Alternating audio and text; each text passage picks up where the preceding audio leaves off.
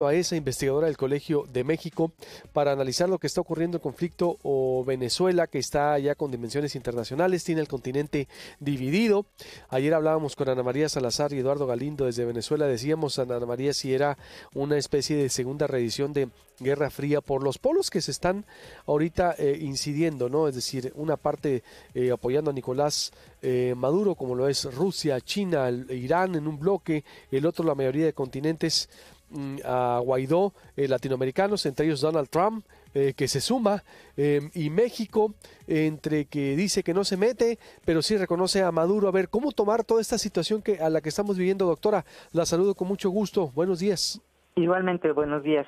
Pues mire, sí es una situación complicada y es una situación particularmente delicada para México, yo diría, porque por un lado está el gobierno tratando de respetar los principios de no intervención y de autodeterminación, que han sido pilares tradicionales de la política exterior mexicana, pero por otro lado, el mundo ha cambiado tanto que ambos principios ya han sido cuestionados muy severamente y de manera muy seria en los últimos 25 años. Pero por otro lado está en este momento tratando de mantenerse al margen, no al margen, pero en fin, tratando de respetar esas tradiciones, pero las presiones van a ser muy fuertes, yo creo, para que tome una posición al respecto. Las presiones, es decir, a nivel Presiones de parte de Estados Unidos, porque recuerde usted que, por ejemplo, el presidente Calderón sí se alineó y el presidente Peña Nieto se alinearon con posiciones de Estados Unidos en América Latina en diferentes momentos.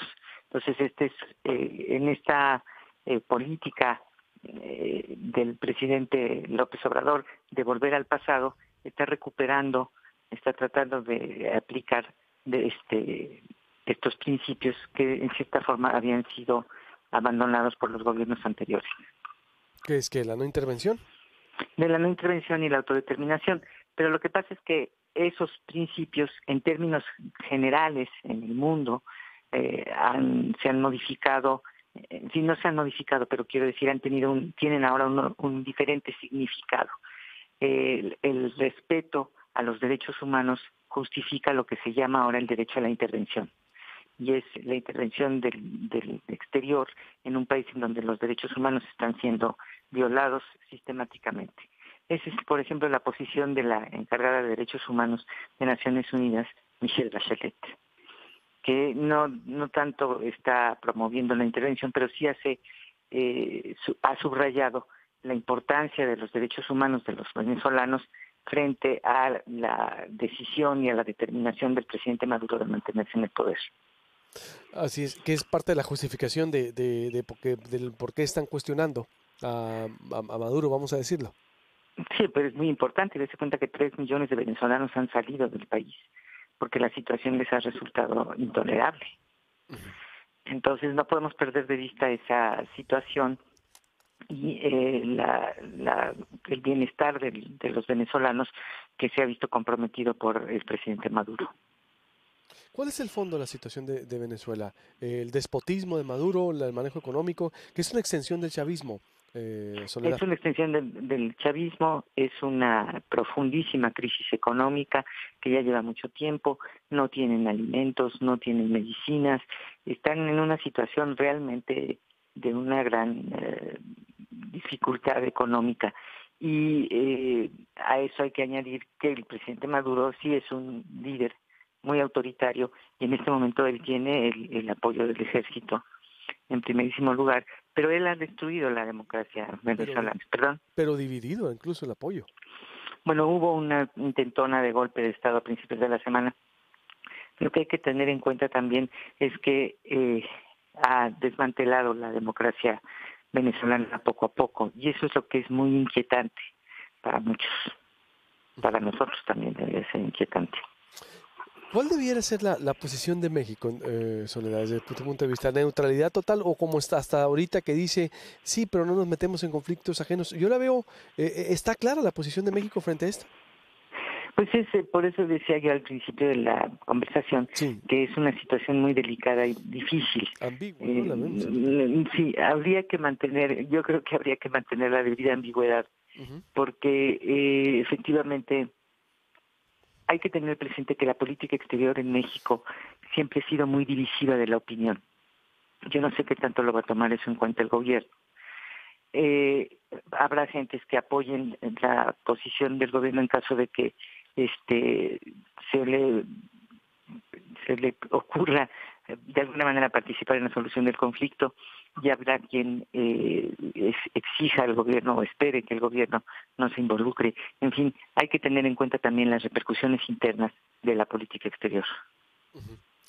Sin duda, la política exterior que, pues ahorita, como está el mundo, Soledad, es decir, esos bloques, ¿qué opinas de los bloques que se están formando? ¿Pudiéramos estar frente a una segunda edición de Guerra Fría o no No, llegaríamos a tanto, ¿no? no, pues lo que pasa es que la Guerra Fría lo que estaba en juego en la Guerra Fría era una guerra nuclear.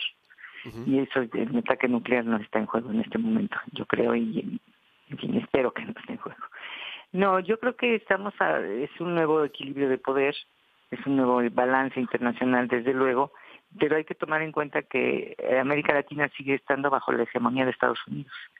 Entonces, yo no sé qué tanto otros actores internacionales, por ejemplo, estarían dispuestos a ir más allá a un enfrentamiento con Estados Unidos por Venezuela. No lo creo. Y en el caso de la Unión Europea también está actuando con mucha prudencia y habla de unas nuevas elecciones, que es algo que yo creo que el presidente Maduro no quiere. Entonces tampoco hay un apoyo real de la Unión Europea a la posición del presidente Maduro. Yo creo que el presidente Maduro está en una situación todavía más complicada. Sí, y sobre todo porque hay ahorita una división, hay un reconocimiento, ¿no?, de parte de la población a Guaidó. Hay una interpretación legal de ambas partes, nos decían ayer, de que Guaidó está evocando la Constitución con esa Asamblea del Pueblo, Cabildo del Pueblo que lo elige, más el presidente constituido, pero dicen es que no es presidente constituido porque en mayo casi se robó las elecciones. Vaya, y el ejército también dividido por los exiliados que hay. Vaya situación delicada, yo creo que no se había visto. O bueno, sí, Chávez en su momento también tuvo esas crisis. Pero no de esa Soledad, magnitud. no de esa Y la magnitud. situación interna venezolana no había alcanzado los niveles que ha alcanzado el día de hoy. Yo creo que eso es algo que tenemos que tener presente. La situación en la que están viviendo los venezolanos. Con más razón, entonces, México, la recomendación que tú harías, por ejemplo, es que debe de conducirse con neutralidad o asumir Con, partido. yo pienso que no, a México no necesariamente se le debería de ceder a las presiones, pero al mismo tiempo tampoco someterse a unas tradiciones que no necesariamente le son convenientes en este momento. Yo creo que dar un paso atrás y mantener el principio de que hay un presidente constitucional, pero nada más. No creo que México se deba involucrar, por ejemplo, en una negociación o en una función de mediación entre las partes. Eso creo que no nos conviene para nada. Ni impulsar nuevas elecciones, por ejemplo. Yo creo que México haría bien en quedarse un poco a la distancia. Al margen, pues, al margen, punto. Al margen, no, si no se puede al margen porque es una situación que no da lugar a márgenes, por lo menos dar un paso atrás y quedarse y mantener su distancia y ver cuál es el desarrollo de los acontecimientos. Ahora, yo no sé si lo va a poder hacer porque probablemente haya presiones muy fuertes para que tome posición. ¿Y cuál crees que es la posición, si se pudiera adelantar, desde tu punto de vista, que pudiera hacer si tiene que tomar una? Pues si tiene que tomar una, yo creo que tendría que sumarse a la petición de nuevas elecciones, a la posición de la Unión Europea. Nuevas elecciones.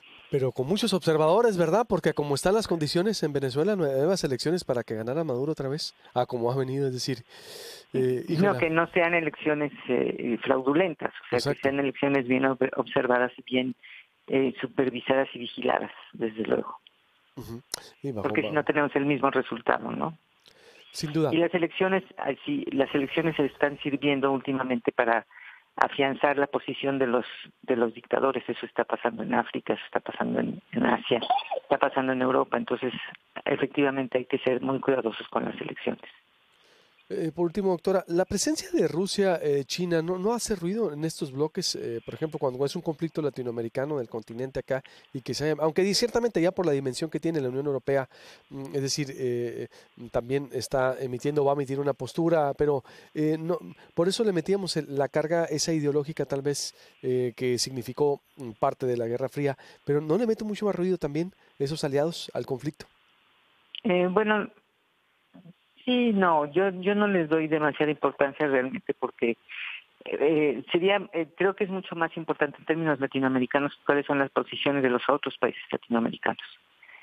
En el caso de Rusia, bueno, sabemos que el presidente Trump tiene una relación buena con los rusos, entonces no hay tal enfrentamiento. Y yo no creo que los rusos vayan mucho más allá de su apoyo, tal y como lo han expresado hasta ahora. Y en el caso de los chinos, quizás ahí sí pueda presentarse algún tipo de conflicto, porque China ha avanzado una posición muy importante en el equilibrio internacional, ha abandonado el aislamiento y sí está convirtiéndose en una superpotencia. Muy bien. Pues le agradezco mucho, doctora, como siempre. No sé si quiere agregar algo más o que no le haya preguntado del conflicto. No, todo estaba muy bien. Muchas gracias. Gusto en saludarla. Buenos días. Buenos días. Dice la agencia francesa por acá que esta semana, según la ONU, hubo más de 350 manifestantes detenidos en Venezuela, por ejemplo. Ojo, por las manifestaciones contra el régimen de Nicolás Maduro. Fue el viernes que declaró la alta comisionada de la ONU, bueno, hace unos momentos incluso, acaba de declarar a la alta comisionada de la ONU para los Derechos Humanos, quien pidió conversaciones inmediatas para aplacar la tensión.